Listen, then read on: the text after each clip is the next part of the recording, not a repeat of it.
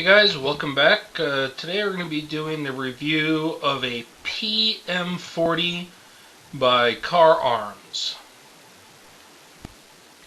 Let's get started, shall we? Now this particular gun is not one of mine. It actually belongs to a family member. It's on loan to me for a trial purposes. I've personally shot about 200 to 250 rounds through this gun, so I could give it a honest opinion and evaluation.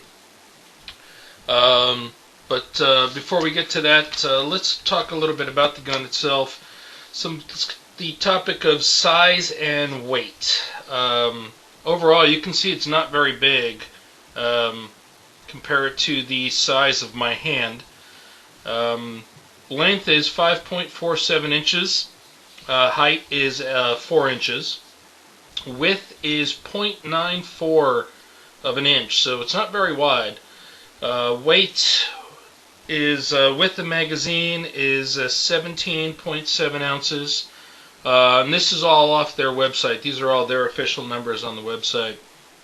The capacity of the gun, this particular magazine holds 5 plus 1. It also comes with a 6 plus 1 magazine. The sights on this gun that come available, they have night sights available on this model, and they also have what they call the white bar dot sights. As you can see here, there's a white little bar down here and a dot up here on the front of the slide, and this can basically only be adjusted for windage. It's a little difficult to get used to at first, but once you get the hang of it, it is actually a pretty accurate little weapon. I was able to shoot soda cans at about 20 to 25 yards. So for me, I believe, being this small of a weapon, its sight radius being much smaller than a compact or a full-size firearm, it's still a pretty decent accuracy, I would say, for something so small. The trigger is double action only. It is pretty average trigger. It's not as easy or smooth as my SIG SP 2022, which you can see the review either on my blog or via the YouTube channel.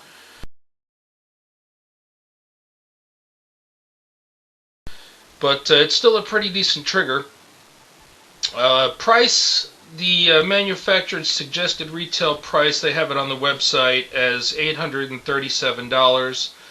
You may be able to find it online at one of those eBay type gun brokerage websites, or even at your local dealer. Portability and concealment, I tell you, I gotta give it 5 stars. I mean, as I said, it is an extremely small gun. Here's the palm of my hand. It's not very much bigger than the palm of my hand when you put it all together, which makes it very, very concealable and portable. Durability and reliability. Durability seems to be pretty good. Now, reliability, I do have to say that there has been some problems, not only reported on the internet, but personal experience also. I've had some minor issues with this weapon. As I said, it belongs to a family member. In the beginning, during the break-in period, which they suggest is about 500 to 600 rounds. Did have a couple of failure to feeds and failure to eject. The gun was sent back to Kahr, where they polished the feed ramp here on the barrel and did a couple other little things. Came back, continued with shooting a break-in period, and didn't have a problem after that, but that's one of those quality control issues I think that should be fixed at the manufacturer, not us having to experience them and send them back. The other reliability issue I have is with the magazines. The follower here inside the magazine is made of a polymer, which normally isn't a problem, but there happens to be an issue with the PM40s. I haven't read of there being an issue with their 9mm or any of the other PM or even the MK series, their metal version of the this gun. But with the 40s, there have been a lot of complaints I've read online with it contacting the bottom of the barrel, the feed ramp, I should say, and this cracking and breaking.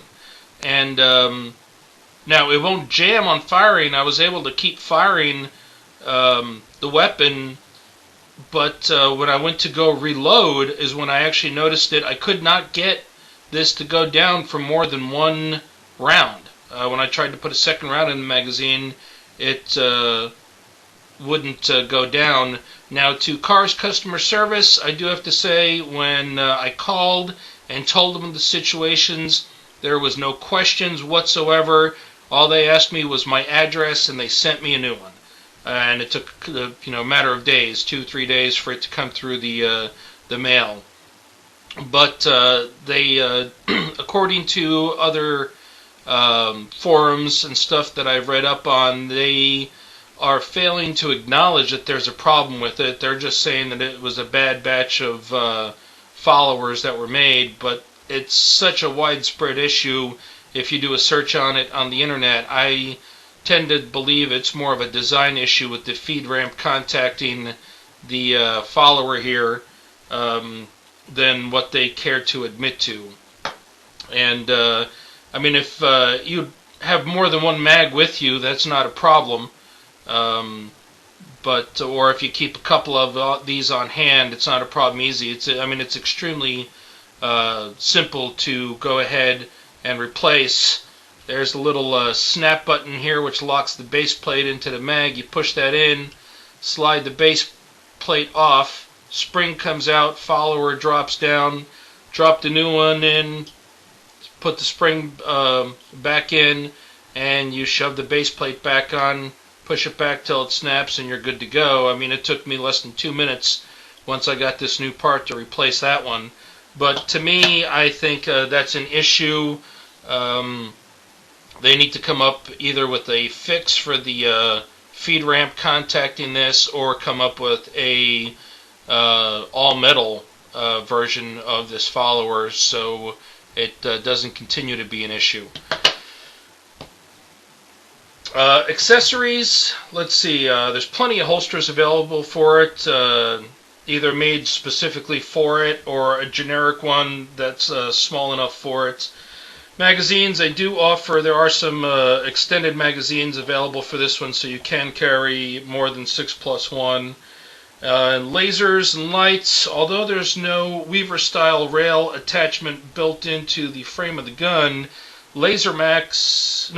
Crimson Trace, I apologize. Crimson Trace does make a laser for it that bolts on and becomes part of the trigger guard here. Field stripping, well, I do have to say that field stripping is a little bit of a pain in the butt, and that's mostly due to the slide release here.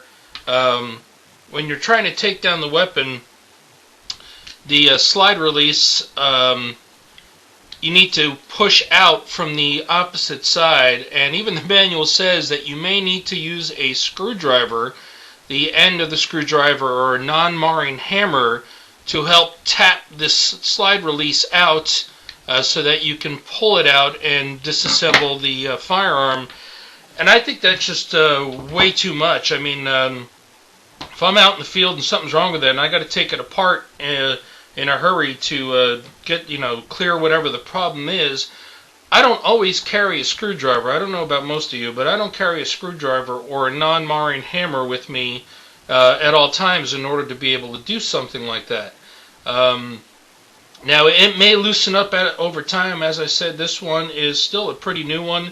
Only has about 700 rounds shot through it, but it needs to be made a little bit easier. It should only be finger pressure, I believe, to be able to get it out. I mean, my HK US P40 is that way. My SIG SP 2022 is that way. I think it's a lot easier to be able to do it that way. But another thing that's tricky in the disassembly is once you pull out the slide release, you need to pull the trigger in order to be able to pull the slide off. And now, while that is not really too big of a pain in the rump, I guess, it is different from most weapons out there. At least the ones that I've had experience with. I've never had to pull the trigger in order to be able to release the slide. But assembly does go quite like most other weapons. Just grab the slide and drop in the barrel.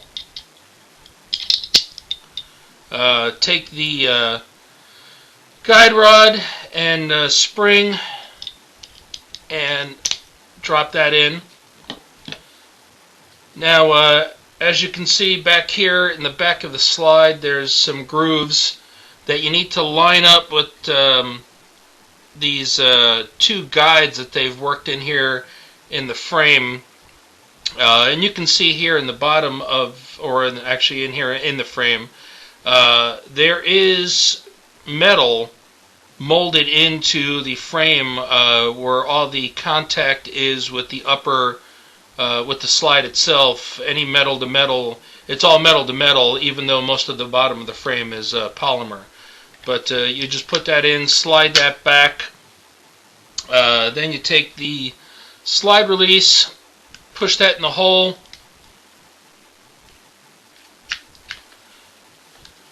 slide the slide back about a quarter of an inch where this little half moon mark, I don't know if you can see that or not, there's a little half moon right about there. Slide that back until it lines up with the slide release and just push it in and you're ready to go.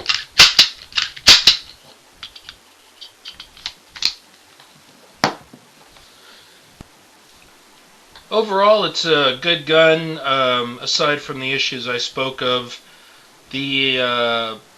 I'm not sure if the 9mm version of this gun or their all-metal versions, the MK series, have the same issues, but because of those couple things I spoke of, I'd give it about a 3.5 stars. If they can get those fixed, all those little issues ironed out, it would definitely be a full 5 stars in my humble opinion.